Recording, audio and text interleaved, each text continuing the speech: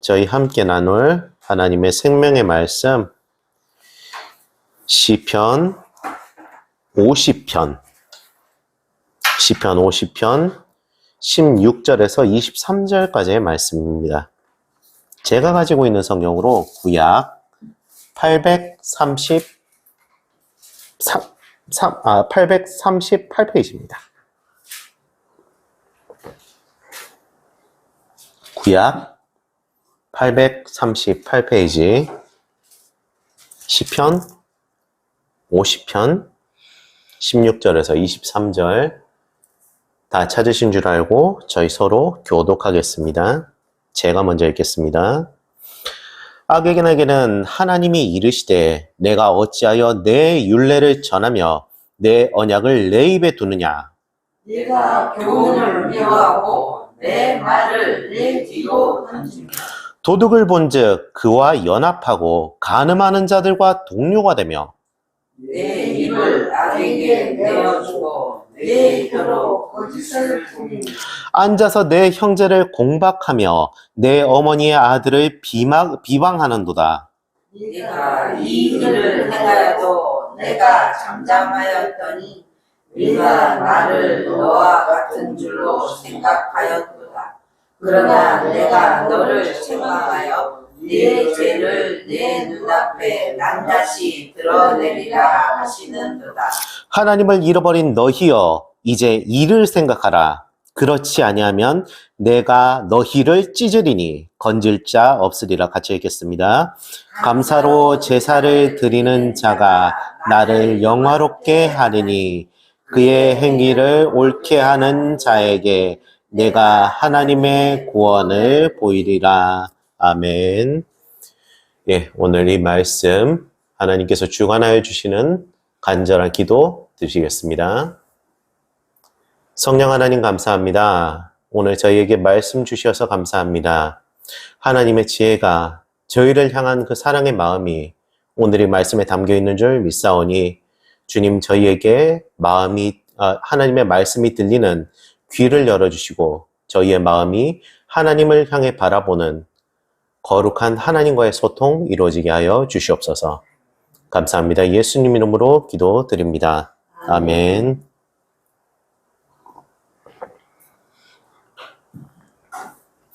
하나님의 말씀에는요, 법칙이 있습니다. 그것은 순종할 때 하나님의 말씀이 복으로 다가온다는 것입니다. 오늘 본문에서는 하나님은 하나님의 교훈과 언약의 말씀을 입으로만 말하고 실천하지 않는 악인을 책망하시는 모습을 보이십니다. 본문에서 말하는 이 악인에 대한 기준은 굉장히 간단합니다. 겉과 속이 다른 것입니다.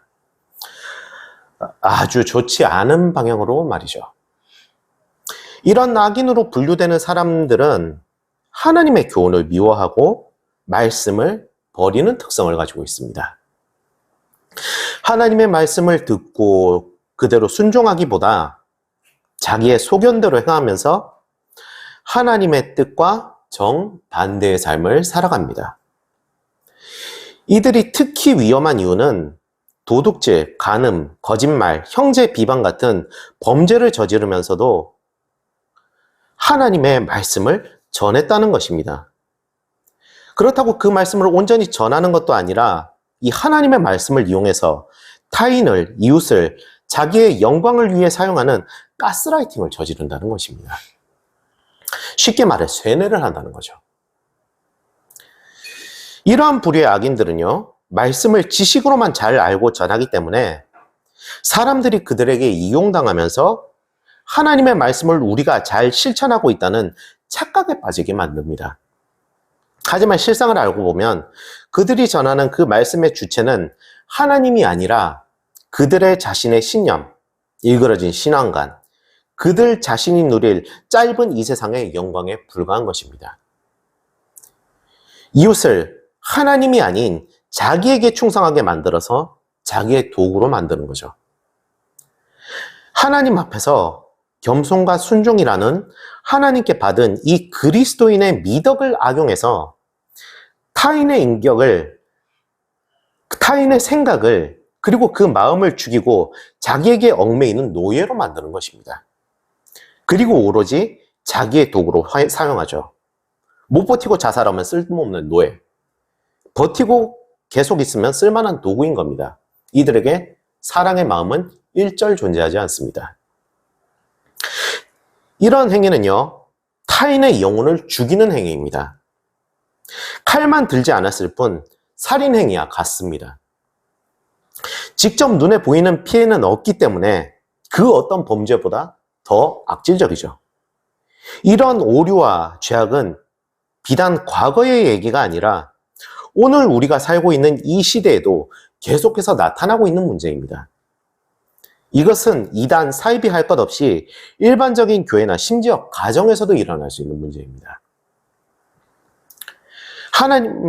하나님의 그 말씀의 주체가 삼위일체이신 하나님이 아닌 다른 것, 하나님께서 각 사람에게 계획하신 그 섭리를 부정하고 말씀을 하나님이 아닌 자기의 소견대로 자기 자신도 아닌 이웃을 휘말리게 만들어서 주변에 있는 모든 것을 우상에 빠뜨리는 인쇄 지옥을 만들고 있는 겁니다.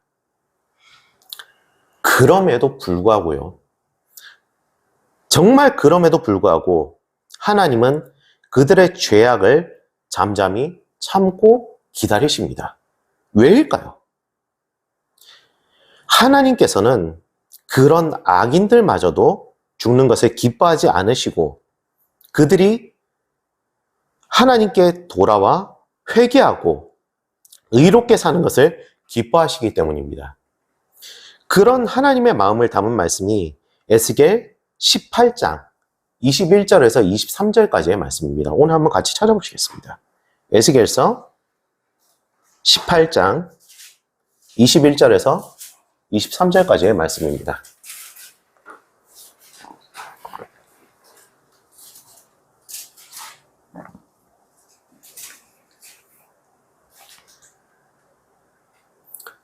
예, 다 찾아주신 줄 알고 같이 읽어보시겠습니다. 시작. 그러나 악인이 만일 그가 행한 모든 죄에서 돌이켜 떠나 내 모든 율례를 지키고 정의와 공의를 행하면 반드시 살고 죽지 아니할 것이다.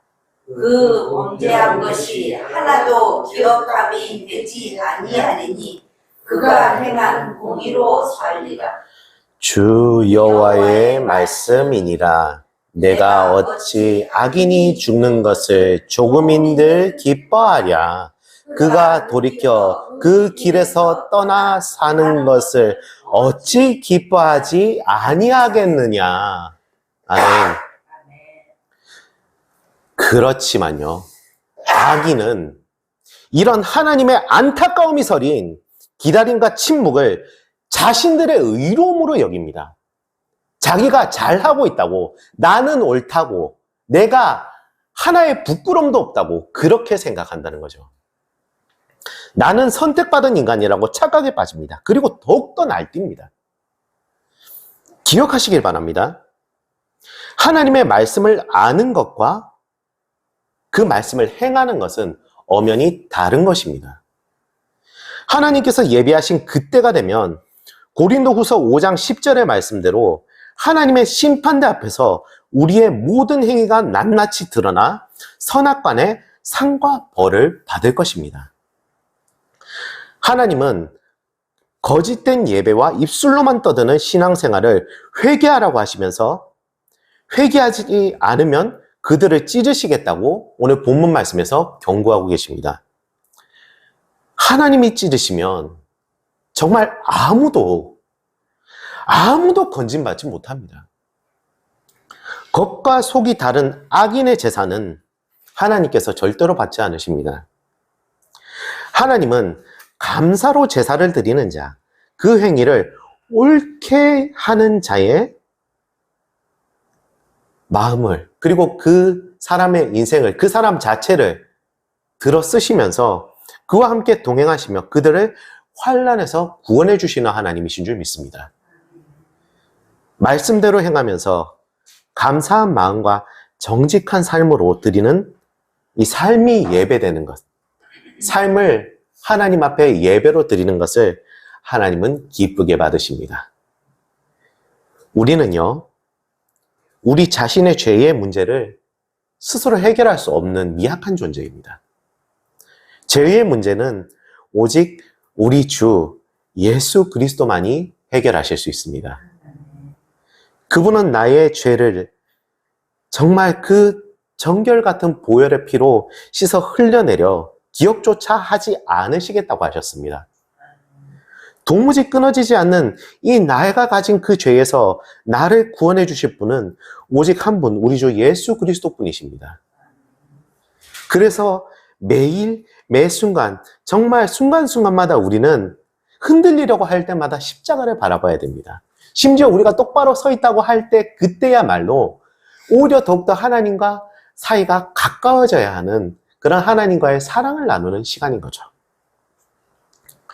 우리의 죄 때문에 그분은 십자가에 매달리셨습니다. 우리의 죄를 해결하시고자 하늘에서 오신 분입니다. 우리를 향한 그 하나님의 마음과 예수님의 사랑, 그 십자가에 감사하고 또 감사합니다. 그분의 구원의 은혜에 감사하고 죽기까지 사랑하신 그 사랑에 감사합니다.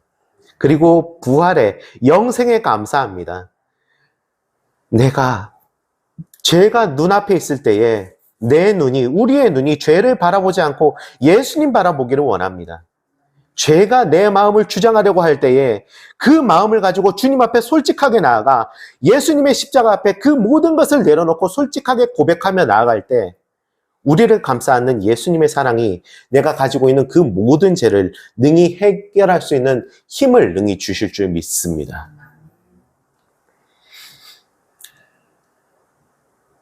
오늘 이 본문에서 말하는 노래는요, 심판의 노래이기도 하지만 기다림의 노래이기도 합니다. 하나님은 지금도 한 사람이라도 더 하나님 앞에 돌아오기를 기다리고 바라고 계십니다. 그 바람 속에서 우리는 어떤 삶을 살아야 될까요? 하나님은요, 우리가 찬양하는 자가 되기를 바라십니다. 그리고 가장 먼저 우리와 가까운 이웃부터 사랑하기를 원하십니다. 그 가장 가까운 단위가 바로 가정인 줄 믿습니다. 가족부터 시작하는 이웃 사랑, 그리고 그것이 점차 넓어져 마침내 세계를 덮는 하나님의 사랑이 완성되어 가는 거죠. 우리는 그 하나님의 사랑의 노래의 구절의 한 부분들입니다.